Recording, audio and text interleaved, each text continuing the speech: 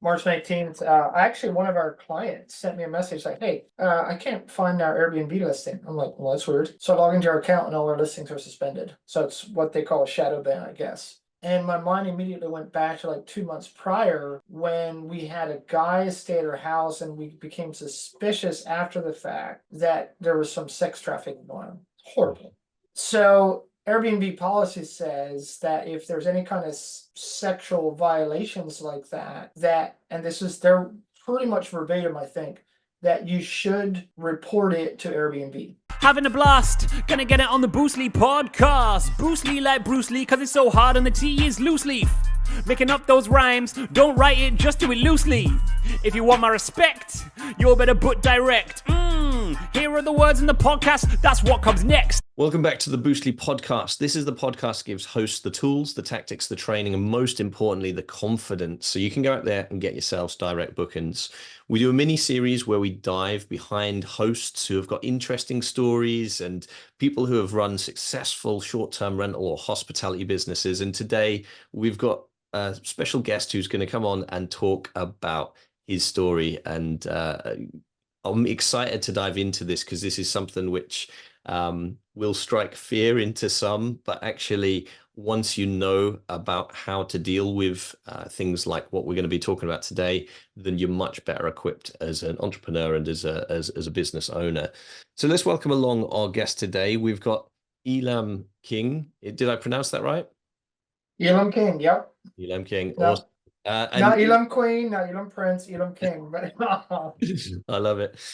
So we've got Elam here, and he's going to be talking to us about a particular story which happened. So Elam, usually I'd go into a business pitch and stuff like that. But before we go into that, what would you like people to take away from this episode today? I guess we're talking about what happened in our business, and it started about 4 months ago, and just one thing after another went kind of sideways. And one of those was getting kicked off the Airbnb platform. So there's a lot of like standard advice that people will get, like diversify, don't put all your eggs in one basket, maybe have a direct booking channel.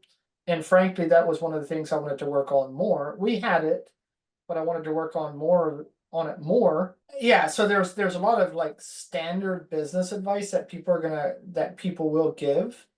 Another thing is don't build your business on someone else's business, And it's true, Airbnb hosts, we're kind of working for Airbnb. Can you give us like an elevator pitch of your business before that? Like where is your business based? Give us the kind of rundown of what your business looks like or looked like. At the height, we were probably operating like 20 properties, doing a little bit over $1 million in revenue per year, in Eastern USA, Lancaster, Pennsylvania, Amish country, actually. I actually grew up Amish. So, I got that in my blood.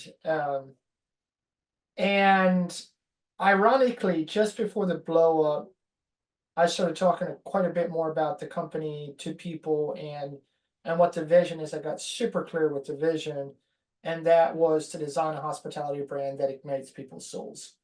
And what I mean by that is, so often in hospitality, we look at it as like a bed and maybe breakfast. Now we talk about experience, we talk about, whatever. Although the word experience in a lot of ways has kind of become cliche, I think. I kind of don't like the word, but I don't have a better one. So, but anyway, back to that, we often look at hospitality as like a bed, starting with a bed, definitely. Then, you tack on maybe breakfast for some people, and maybe you tack on experience. Whereas what I was looking at, so ignite people's souls. So we are much, much more than our physicality. We also have a soul. We have feelings, we have issues. We have joys, we have sorrows, we have pains, whatever. There's so much more to us as a human race than what first meets the eye. And my goal was to continue to develop our hospitality brand to where we give people, and here's the word again, experience, an experience of a lifetime, an experience that actually helps them come to grips with maybe some of their problems. So maybe you're a stressed out CEO or whatever. I'm just using an example. And you have some issues that you're working with and you just need time away. And you need an environment where that stress can go away. You can think again, you can actually find solutions, you can come to grips with maybe your inner self, and just, different things like that. So that's where I was like looking to take the company. What did you do before hospitality? How did you get started in this business? Um, funny thing is, our first house, this was 7 years ago. It's all but 7 years ago that we bought our first house. And before that, I had kind of started looking into real estate, or I barely knew the word real estate. Buying a house. I had no experience in real estate. I had experience in the trades, but not real estate. So I was like, I'd like to buy a house that becomes an asset, not a liability. House hacking, right? Mhm. And I didn't have that pure thinking back then. It was just that's how I phrase it now. It's like, oh, that's what I was doing. In other words, I wanted a house that, you know, pays its own bills. And I forget exact wording out of my head, but that's what I wanted to do. And so we found a 7-bedroom house in Lancaster City. We're actually living in Lancaster City at the time. This is Lancaster City, Pennsylvania, not Lancaster City, UK. But anyway, so we found this 7-bedroom house, and it had 3 exterior doors. And so and it was a complete mess. Yeah, we completely redid the inside. And so then what we did is we closed a couple of doors because township or the city wouldn't allow us to just build walls where we wanted to. Mhm. But we would close doors and put up bookcases and do different things like that. And we ended up making it 3 apartments. We lived in one, and then we rented the other 2 out. Oh, nice. And the house paid for itself very, very well, very nicely. And then we sold it almost a year ago and made a really handsome profit on that as well. So we got into that, and then it's like, oh, well, this works. And then we got into arbitrage. First one was my brother-in-law's house. They were Mhm. moving elsewhere for a season. It's like, well, I'll pay you rent for it.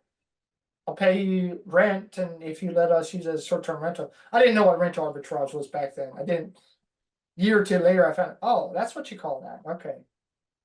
So that's how we got into it, and then eventually it's like, wait, we have a business, and then we just kept growing it, and then eventually got into managing for other people, and so forth. So I kind of get the business before the event that we're going to talk about, and I kind of get what has got you into it. So let's dive into what actually happened. Take us back to first of all, when was it and what happened? yep. So March 19th, a forever famous, infamous day in the history of the company, right?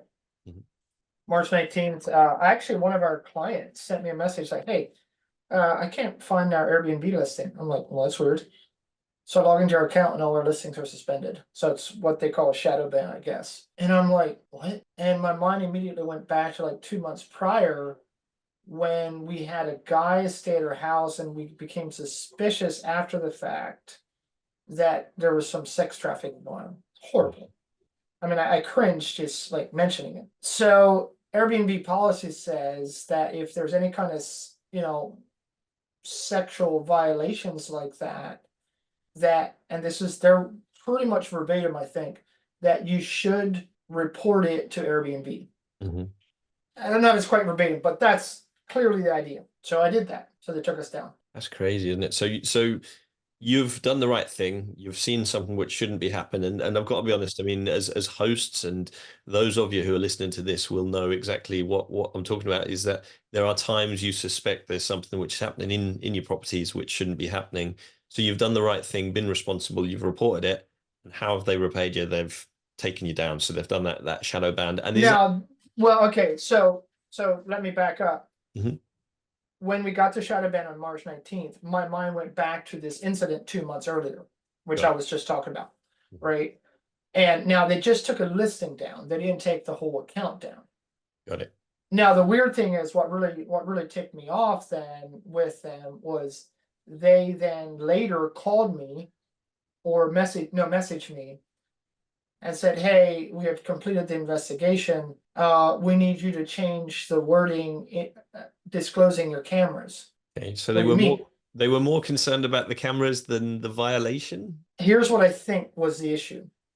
They didn't find anything wrong, so they had to have something so that they can get my listing back up. They had a reason to accuse me of something. Mhm. So they made something up. And it was like, you need to put in your listing that their cameras are recording 24/7. Yeah. One, they're not. Two, I don't have to say that. Yeah, it's I have to disclose that they're there and where they are. That's all. Mm. That's all your policy. And I argued with them. But I was like, whatever, okay. And I told the persons, I said, look, I'm gonna do what you say, but then as soon as we're done, I'm gonna change it back to the way it was. Mhm. I mean, I was that brazenly honest with it. They Okay, they just thanks needed for a putting my reason. listing back up. Yeah, they just need a So reason to put it back up. But I mean, the fact that they've got the control over one of your listings like that is frustrating, right? You know, like is in very this frustrating. it's just and also the lack of no, you know, if somebody said, "Hey, thanks for reporting this. By the way, we've noticed this isn't on your listing, so unless you change it, we're going to give you 3 days to change. You know, we're going to then take down your Yeah. listings." It's the fact they did it before communicating, you know, which isn't good. Thank you so much for sharing your story on the Boostly podcast.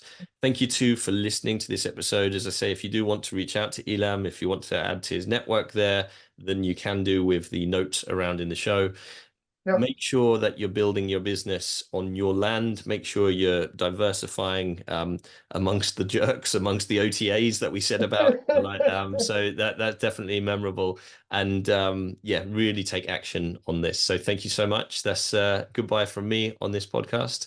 Yep. We'll see you on the next one. Having a blast, gonna get it on the Boostly podcast. Boostly like Bruce Lee, cause it's so hard and the T is loose leaf. Making up those rhymes, don't write it, just do it loosely.